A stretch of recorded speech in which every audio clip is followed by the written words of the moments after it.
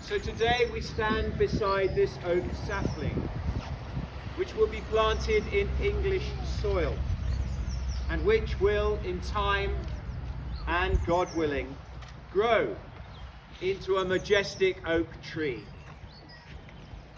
But its beginning was over the water, some 250 miles away.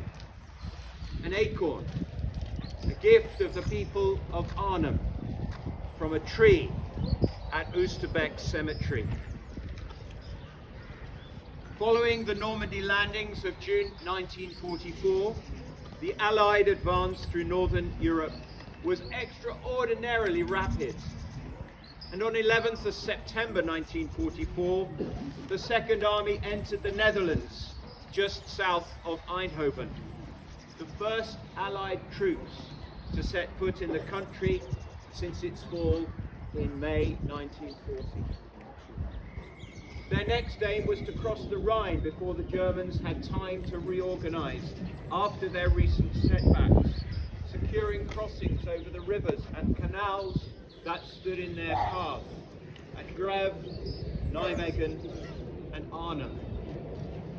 Operation Market Garden would involve the United States 82nd and 101st Airborne Divisions, the Commonwealth 1st Airborne Division and the Polish Parachute Brigade.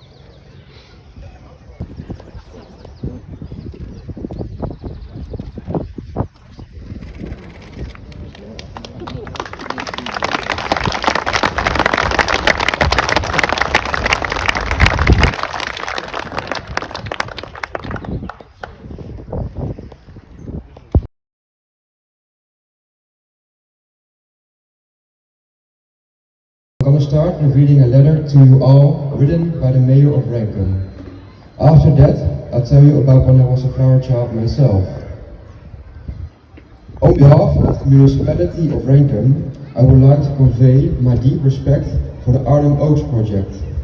The planting of Arnhem Oaks, grown from acorns collected at the Arnhem Cemetery, is a powerful and symbolic tribute to those who fought and fell during the Battle of Arnhem. It is moving to see how this act of remembrance continues to grow beyond our municipality and finds a place in the United Kingdom as well. In the municipality of Arnhem, the tradition of the Arnhem flower children holds a very special significance. For generations, these children have played an important role in our commemorations by laying flowers at the graves of the fallen. They embody remembrance, gratitude, and the transmission of history to younger generations. The connection that is now being made between the Arnhem flower children and the British flower children is of particular value. It reflects the enduring bond between our communities and highlights the importance of remembrance as a shared responsibility across borders.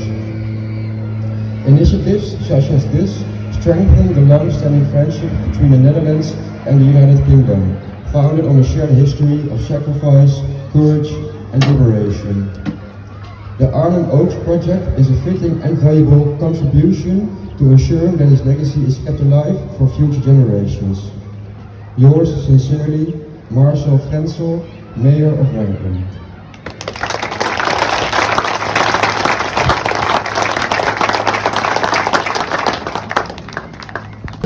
My name is Lance Corporal Jordan Brown, and I'm going to be talking today a little bit about the team and the display that will unfold in front of you.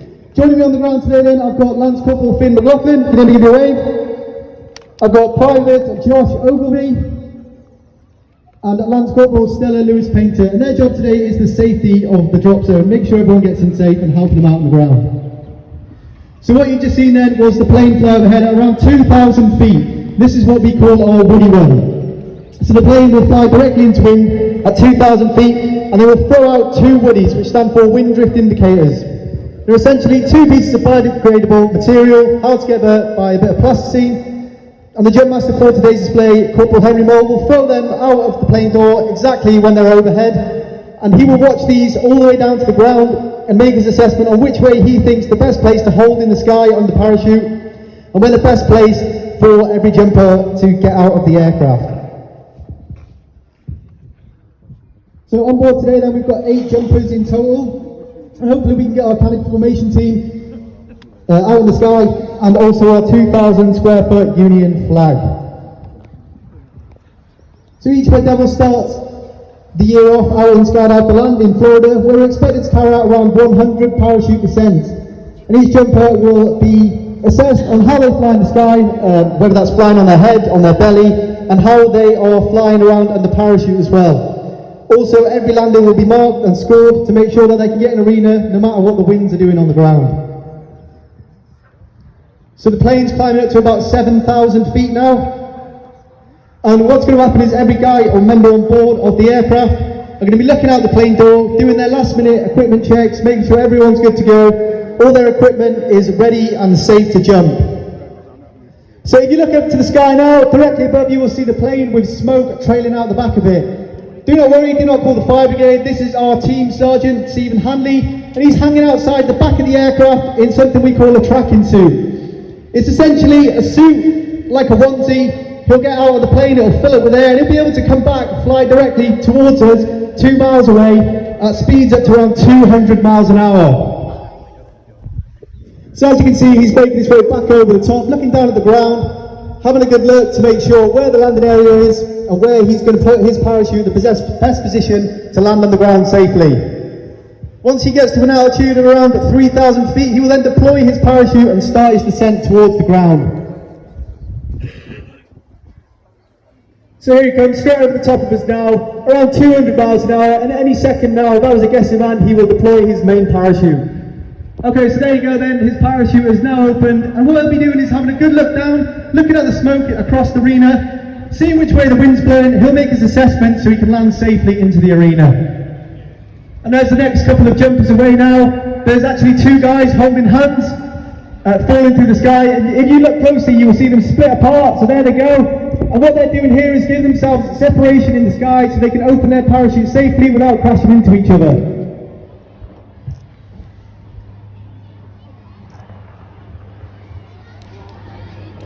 And that's all canopy, people now under canopy.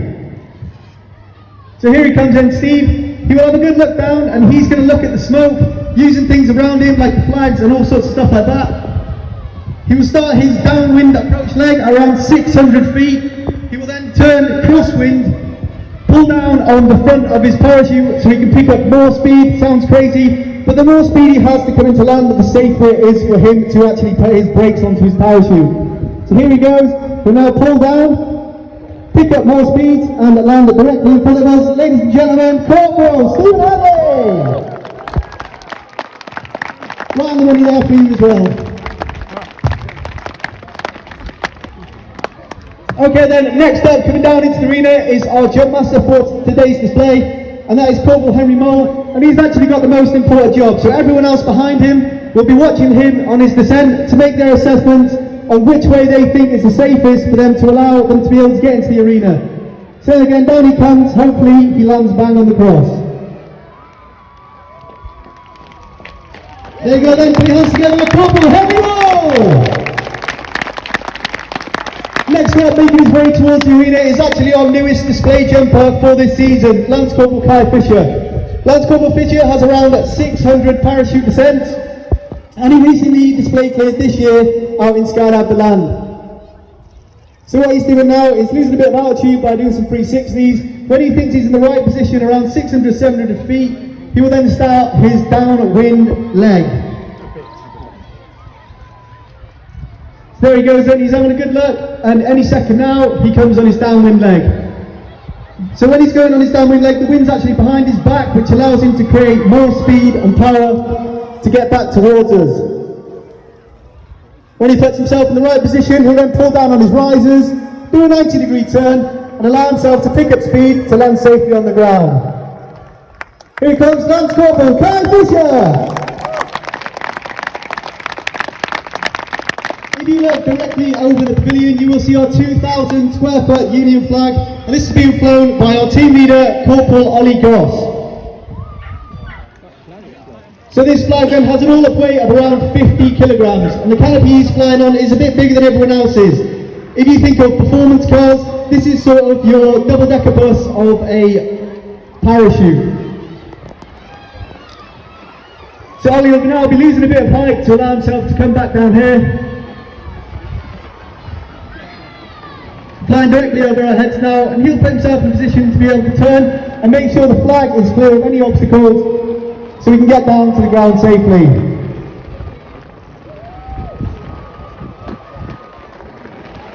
Here he comes in, put your arms together for Corporal Ollie Goss!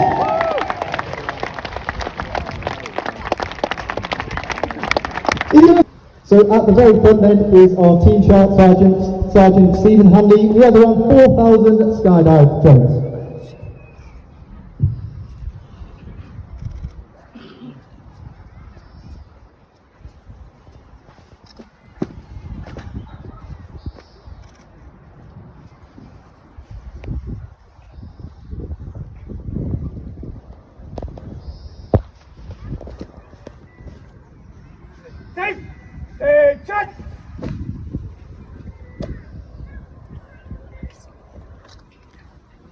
From the left we have Corporal Ryan Moult, and Corporal Ryan Moult is part of our canopy formation team. He has around 1,500 parachute descents, and this is his first season on the crew team.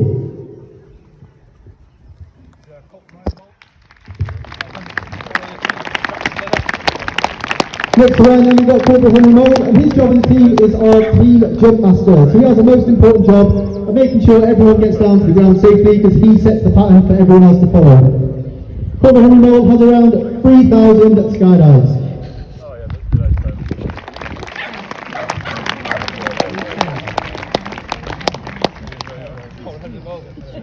Next up then we've got Lance Corporal Ollie Hobbs, and this is also his first season on the crew team.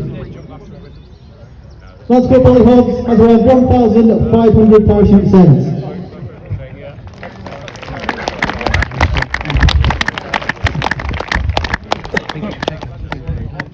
Next up we have Corporal Richard Kingston, and he is our stack pilot on our crew team. So he has the overall say on anything canopy specific, whether that's crashing into each other or different formations. Corporal Richard Kingston has around 3,000 parachute descents.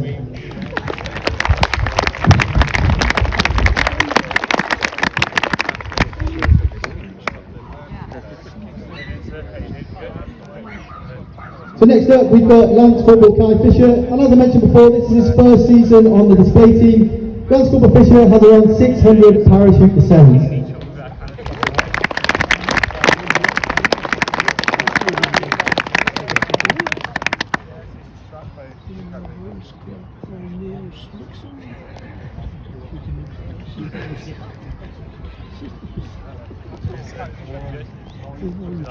Next up we have Corporal Ollie Goss, and he is our team leader, so he has the overall say anything skydiving. Whether we want to try something crazy in the air or something different, Ollie will basically tell us, yes you can do it, or no you're all crazy. Ollie has around 4,000 parachute descents.